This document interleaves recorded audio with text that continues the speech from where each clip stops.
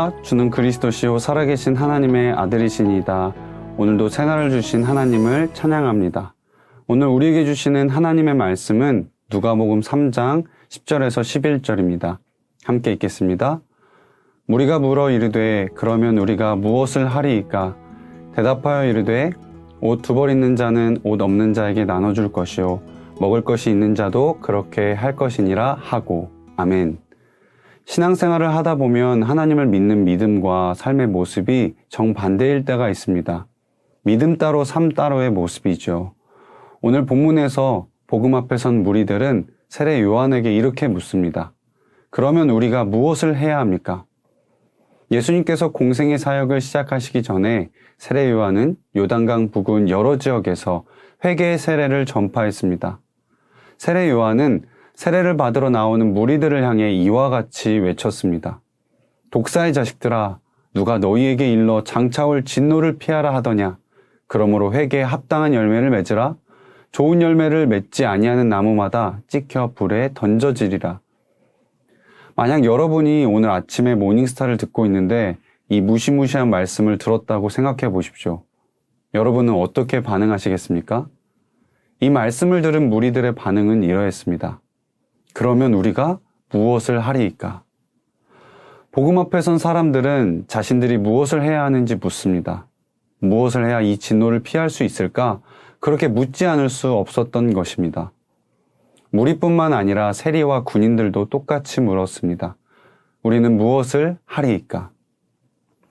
그 당시 세리들은 통행세와 관세 등을 부정직하게 거두며 사리사욕을 채웠습니다. 군인들도 별반 다를 것이 없었습니다. 하나님 앞에서 정직은 사라진 채 모두가 돈을 위한 삶을 살아갔습니다. 그런 자들에게 세례 요한은 분명한 삶의 변화를 요구합니다. 옷 두 벌 있는 자는 옷 없는 자에게 나눠주고 먹을 것이 있는 자도 그렇게 할 것이니라.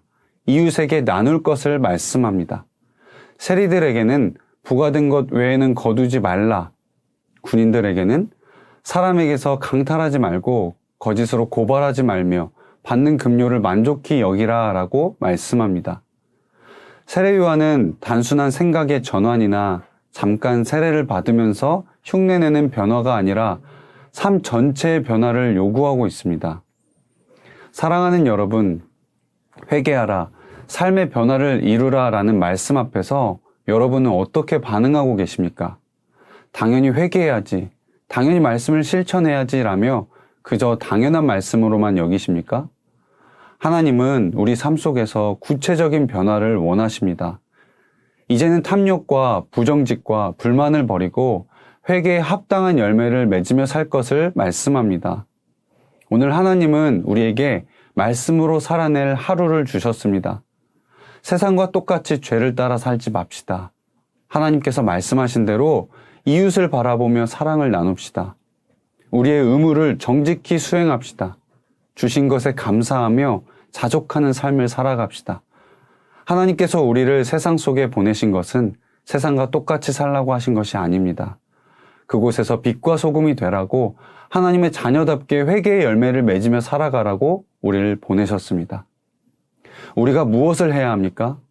오늘 말씀은 회개에 합당한 열매를 맺으며 삶의 변화와 실천을 말씀하십니다.